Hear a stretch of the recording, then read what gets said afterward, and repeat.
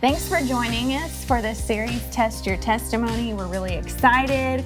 We want to give you a quick little introduction today so you can kind of know what to expect from this series. So before we get into that, why are you passionate about this topic? Well, honestly, the first reason I'm passionate is because I'm passionate for free grace, and I'm passionate for the message of salvation by simply believing in Jesus for eternal life and being clear about that message. And I think one of the best ways we can be clear is through our testimonies. And sadly, those can sometimes be confusing. And so I'm passionate about the message most of all, and that we get to share that message is so special and so important. And so one of the things that I love about free grace people is that we really desire to be clear and to use the words that the Bible uses. That's something I hear a lot of free gracers say, which I love. For example, in the Gospel of John, the word that is used over and over and over again is believe. So why don't we just use that word? Why do we have to use other words? And so I think that needs to translate into our testimonies. So I'm very, very passionate about that part of it, especially. Yeah. So what can people kind of expect as we go through this? Well, they can expect a few things. We're going to kind of dive into some of the pitfalls and some of the confusion part of it. And we're going to kind of unpack some of the things with Paul and his testimony. And we're going to unpack some of the confusing passages that I think trip people up.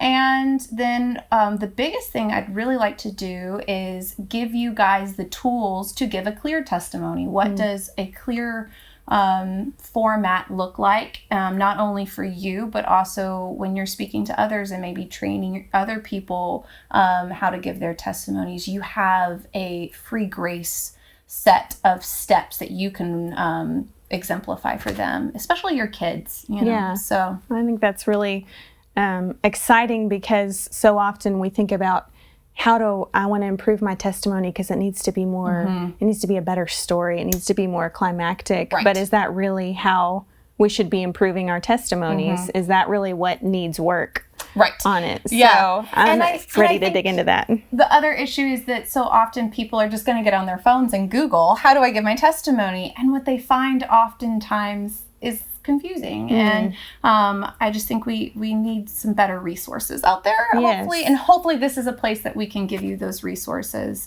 because we want to be solid on our testimony. Right, That's important. It's such a good tool. So a little backstory as to how I kind of started this process, and this was years ago, so this is many years in the making. All right. I was 20-something, and I was at a church which really wasn't very clear on the gospel, but they were going on a missions trip to India, which was the first time I'd been overseas, but I decided to go, and I was so excited about it. I just was thrilled with the prospect of it. And that church required that you take an 8-week course before you could go on overseas missions and just things to expect.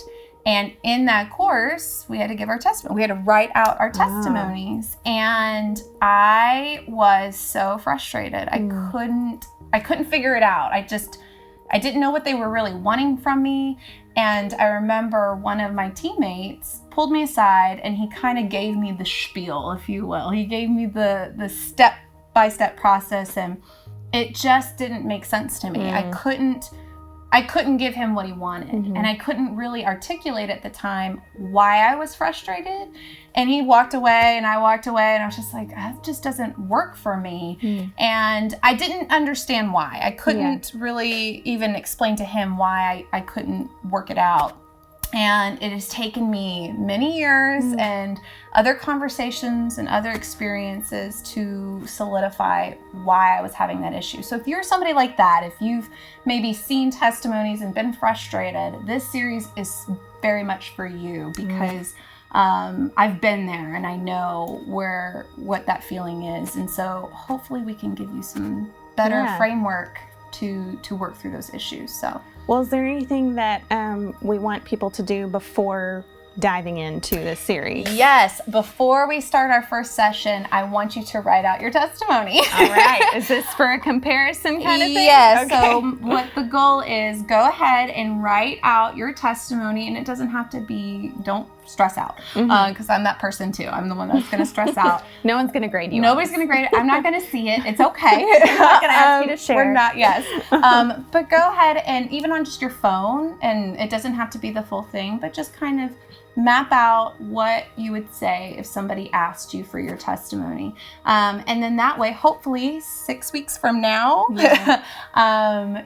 can look and see maybe where we can clear some things up and maybe really give it a more impactful way to share our testimony. So hopefully there will be growth by the end of it. Yes. That's the goal. So, yeah. All right. Join us next week as we dig in to the first part of this series, the deceptive testimony.